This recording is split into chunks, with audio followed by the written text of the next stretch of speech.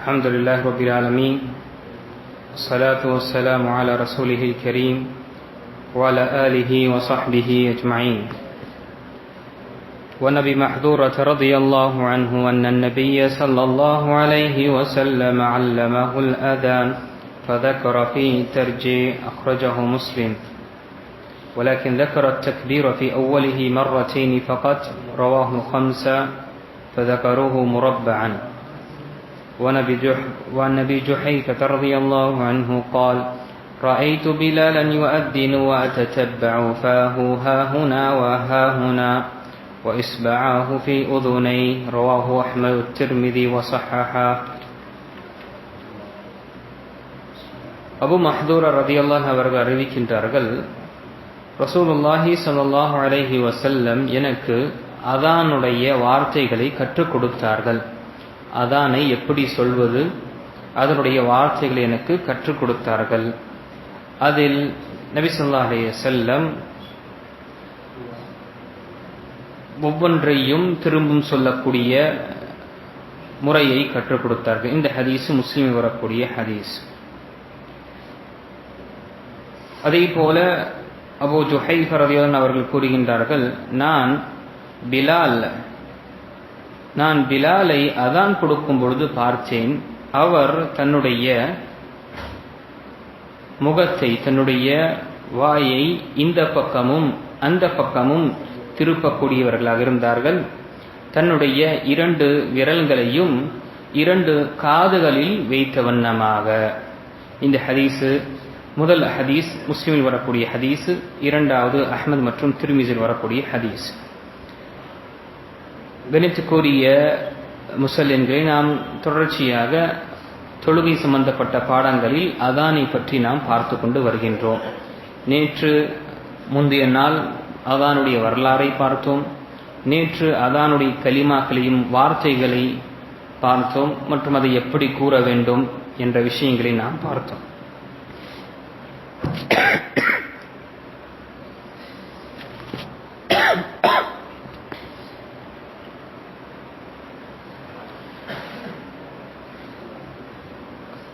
முதல் ஹதீஸில் நபிகள் நாயகம் ஸல்லல்லாஹு அலைஹி வஸல்லம் அபு மஹ்தூரா என்று சொல்லக்கூடிய ஒரு சஹாபிக்கு அதான் எப்படி சொல்ல வேண்டும் என்று கற்றுக் கொடுத்தார்கள். இந்த அதானில் நபி ஸல்லல்லாஹு அலைஹி வஸல்லம் கிட்டத்தட்ட 15 வாக்கியங்கள், 15 சென்டென்ஸ்களை கற்றுத் தந்தார்கள். முதல் 4 அல்லாஹ் அக்பர், அல்லாஹ் அக்பர், அல்லாஹ் அக்பர், அல்லாஹ் அக்பர். அதற்கு பிறகு ஷஹாதத்தைன் 4 முறை. அஷ்ஹது அல்லா இலாஹ இல்லல்லாஹ், அஷ்ஹது அல்லா இலாஹ இல்லல்லாஹ், அஷ்ஹது அன்ன முஹம்மதுர் ரசூலுல்லாஹ், அஷ்ஹது அன்ன முஹம்மதுர் ரசூலுல்லாஹ். பிறகு நபி ஸல்லல்லாஹு அலைஹி வஸல்லம் ஹய்ய அலஸ் ஸலாஹ், ஹய்ய அலல் ஃபலாஹ், ஹய்ய அலஸ் ஸலாஹ், ஹய்ய அலல் ஃபலாஹ் என்று கூறினார்கள். பிறகு அல்லாஹு அக்பர், அல்லாஹு அக்பர் என்று 2 முறை. அதற்கு பிறகு லா இலாஹ இல்லல்லாஹ். இந்த வார்த்தைகளை நபி ஸல்லல்லாஹு அலைஹி வஸல்லம் கற்றுக் கொடுத்தார்கள். மற்றும் இகாமாவுடைய ஹதீஸை நாம் பார்க்கும் பொழுது அனஸ் இப்னு மாலிக் ரலியல்லாஹு அன்ஹு அவர்கள் அறிவிக்கின்றார்கள், பிலாலுக்கு கட்டளிடப்பட்டது அதானை கொடுப்பது 2-2ஆக மற்றும் இகாமாவை ஒற்றைப்படையாக கொடுக்குமாறு கூறினார்கள், கதுகாமத்தி ஸலாத் என்ற இந்த வார்த்தையை தவிர. அப்போ கண்ணியத்துக்குரியவர்களே, அதான் என்பது 2-2ஆன வார்த்தை. அல்லாஹு அக்பர், அல்லாஹு அக்பர். சில வார்த்தைகள் 4 முறை, சில வார்த்தைகள் 2 முறையாக இருக்கின்றது. ஆனால் இகாமத் என்பது எல்லா விஷயத்திலும், எல்லா வார்த்தைகளும் 1 முறை நாம் கூறுவோம், கதுகாமத்தி ஸலாத்தை தவிர. கதுகாமத்தி ஸலாத்தை 2 முறை நாம் கூறுவது இது புகாரி மற்றும் முஸ்லிமில் வரக்கூடிய ஹதீஸாக இருக்கின்றது. ஆக அதானுடைய வார்த்தைகள் பார்க்கும் பொழுது 15ஆகவும், இகாமத்துடைய வார்த்தைகளை பார்க்கும் பொழுது 11 வார்த்தைகளாக இருக்கின்றது. இது நபி ஸல்லல்லாஹு அலைஹி வஸல்லம் பிலாலுக்கும் மற்றும் அபூ மஹ்தூரா என்ற சஹாபிக்கு கற்றுக் கொடுத்தார்கள். இந்த ஹதீஸில் நாம் பெறக்கூடிய பாடங்கள். அதே போல 3வது ஹதீஸை பார்த்தோம். பிலால் ரலியல்லாஹு அன்ஹு அதானை கொடுக்கும் பொழுது ஹய்ய அலஸ் ஸலாஹ், ஹய்ய அலல் ஃபலாஹ் என்று சொல்லும் பொழுது தன்னுடைய முகத்தை வலது பக்கமும் இடது பக்கமும் திருப்பினார்கள். இந்த ஹதீஸ் அஹ்மத் மற்றும் திர்மிஸில் வரக்கூடிய ஹதீஸ். இந்த ஹதீஸில் நாம் பெறக்கூடிய பாடங்களை பார்க்கும் பொழுது, முதல் விஷயம், ஒரு முஅத்தின் தன்னுடைய காதுக்குள் விரல்களை வைத்தார் என்றால் அவர் அதான் கொடுப்பதற்காக இலகுவாக ஆகும். ஏனென்றால் எப்பொழுது ஒரு மனிதன் மற்ற சப்தங்களை எல்லாம் மறைத்துவிட்டு அவர் முழுமையாக கவனத்துடன் அவர் கூறும் பொழுது அவருடைய சத்தம் உறக்கமாகவும் இருக்கும். அதே போல் அவர் சொல்லக்கூடிய வார்த்தை சரியான முறையில் உச்சரிக்கக்கூடிய நிலைமை இருக்கும். இதற்காக தான் அங்கு பிலால் ரலியல்லாஹு அவர்கள் இந்த விஷயத்தை செய்தார்கள். இங்கு இரண்டாவது விஷயம், மைக்கை பயன்படுத்துவது என்பது வலியுறுத்தப்பட்ட விஷயம்.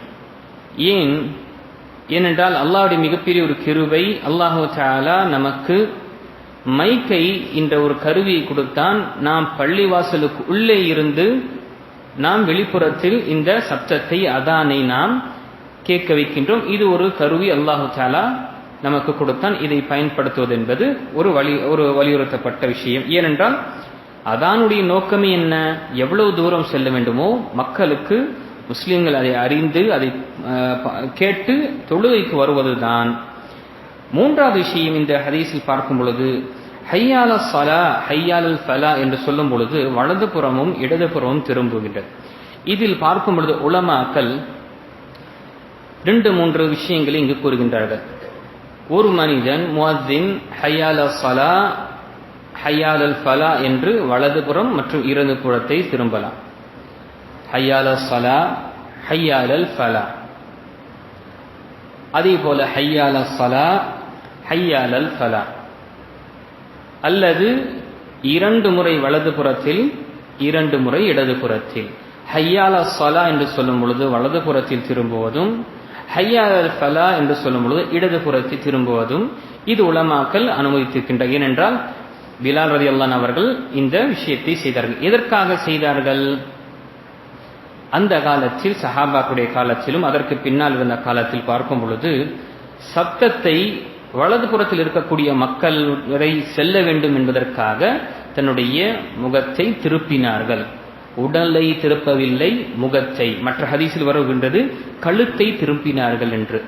அதே போல இடது புறத்தில் இருக்கக்கூடிய மக்கள் அவர்களுக்கு இந்த அதான் சென்றடைய வேண்டும் என்று அவர் இடது புறத்தை அவர் திருப்பினார்கள். இங்கு நாம் இதை பார்க்கும் பொழுது இந்த காலத்தில், நம்முடைய இந்த காலத்தில் என்ன இது செய்ய வேண்டுமா என்று பார்க்கும் பொழுது, இப்படி செய்வது என்பது சுன்னாவா என்றால், ஒரு அடிப்படையான இந்த விஷயத்தில் நாம இதை செய்வது என்று சுன்னா கிடையாது. சுன்னா எது? இந்த விஷயத்தில் சப்தத்தை மக்களிடம் செலுத்த வேண்டும். நாம் அதை எவ்வளவு முடியுமோ அந்த விஷயத்தில் நாம மக்கள் அதை புரிந்து கொள்ள வேண்டும், அதை கேட்க வேண்டும் என்றுதான். இப்பொழுது நாம் மைக் முன்னால் இருந்து வலது புறமும் இடது புறமும் திரும்புவோம் என்றால் சப்தம் குறைந்துவிடும். இருக்கா இல்லையா? சப்தம் குறையக்கூடிய. அப்போ அங்கு பிலால் ரலியல்லாஹு அன்ஹு எதற்காக செய்தார்கள் என்றால் சப்தத்தை மக்கள் கேட்க வேண்டும் என்பதற்காக செய்தார்கள். அப்போ சுன்னா என்பது மக்கள் சப்தத்தை, இந்த அதானுடைய முழக்கத்தை கேட்க வேண்டும் என்றுதான் சுன்னா. அதற்கு பயன்படுத்தியதுதான் வலது புறமும் இடது புறமும். ஆக இப்படி செய்வது என்பது அது அடிப்படையான ஒரு சுன்னா கிடையாது. அதனால் என்ன ஒரு பலன் வருகின்றதோ அது சுன்னாவாக இருக்கின்றது. அப்போ இந்த காலத்தில் நாம் பார்க்கும் பொழுது நம்முடைய மினாராவில் இருக்கட்டும் அல்லது பள்ளிவாசலுக்கு மேலே 4 புறத்திலும் நாம மைக்கை வைக்கின்றோம், ஸ்பீக்கரை நாம வைக்கின்றோம். அந்த நிலையில் பார்க்கும் பொழுது நாம் மைக்குடைய முன்னால் இருந்த நிலையிலே நாம் இந்த வார்த்தையை சொல்லலாம். இதை நாம திரும்பினோம், வலதுபுறம் திரும்பினோம் அல்லது இடதுபுறம் திரும்பினோம் என்றால் இதனால் சப்தம் குறையும். அப்போ சுன்னா என்பது சப்தம் மக்களுக்கு சென்றடைய வேண்டும். அதனால இது நாம் இந்த மைக்கில் நாம் இந்த மைக்கில் செய்வது என்பது இதனால் அந்த சப்தம் குறையும். ஆக இந்த விஷயம் செய்வது என்பது சுன்னா கிடையாது. திரும்பவும் சொல்லக்கூடிய விஷயம், தவறாக புரிந்து கொள்ள வேண்டாம். ஏன்னா இந்த சுன்னா, இதற்கு சுன்னா தாத்தியா என்று சொல்லணும். அந்த விஷயம் செய்வது சுன்னாவா அல்ல அந்த விஷயத்தில் பலன் என்ன பலன் வருகின்றதோ அது அடைவது சுன்னாவா என்று பார்க்கும் பொழுது இந்த விஷயத்தில் அந்த பலன் அடைவது, அதனுடைய ஃபாயிதா சென்று அடைவது ஒரு சுன்னாவாக இருக்கின்றது. அப்படி இருக்கும் பொழுது இந்த காலத்தில் மைக்கில் நம்ம திரும்பினோம் என்றால் அது குறையும். அந்த அடிப்படையில் மைக்கு முன்னாடி இருக்கும் பொழுது நம்முடைய அந்த சுன்னா என்பது மக்களுக்கு இந்த வார்த்தை, இந்த சப்தம் சென்றடைய வேண்டும் என்ற நோக்கத்தில் செய்ய வேண்டும். சில பள்ளி இப்படிப்பட்ட மைக்கு இருக்குமே, ஆனால் அங்கு செய்வது ஒரு தனிப்பட்ட ஒரு விஷயமாக இருக்குமே தவிர அது தனியான ஒரு சுன்னத்தாக இருக்காது என்று ஷேக் உதைமீன் ரஹிமஹுல்லாஹ் அவர்கள் இந்த விஷயத்தில் விளக்குகின்றார்கள். கடைசியாக இந்த ஹதீஸில் சொல்லக்கூடிய விஷயம், காதில் பொதுவாக வைப்பது என்பது, விரல்களை வைப்பது என்பது எதற்காக? தன்னுடைய நம்மை நாம் கண்ட்ரோல் செய்து கொள்வதற்காக. ஏனென்றால் காதில் வைக்காமல் நாம தனியாக அதானை கொடுக்கும் பொழுது அது நம்முடைய திசை திருப்போதோ அல்லது சப்தங்கள், மற்ற சப்தங்கள் வருவதனால நம்முடைய சப்தம் குறையக்கூடிய வாய்ப்பு இருக்கும். அதனால தான் பொதுவாக வைக்கின்றார்கள். இது இந்த காலத்தில் நமக்கு அல்ஹம்துலில்லாஹ் மைக்ரோஃபோன் மூலமாக, மைக் மூலமாக இந்த விஷயம் எல்லாம் நமக்கு எந்த ஒரு பாதிப்பும் இருக்காது. ஆக ஷேக் ரஹிமஹுல்லாஹ் அவர்கள் சொல்லக்கூடிய வார்த்தை என்னவென்றால், இதனுடைய பலனை மக்களுக்கு ஏற்படுத்துவதுதான் சுன்னாவாக இருக்கின்றது என்று.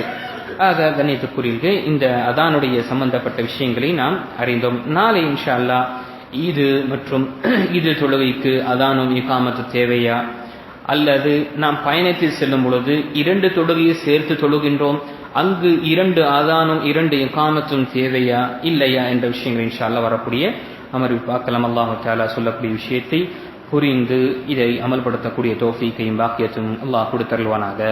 ஆமீன். வாஹிரு தவானா அனில் ஹம்துலில்லாஹி ரப்பில் ஆலமீன்.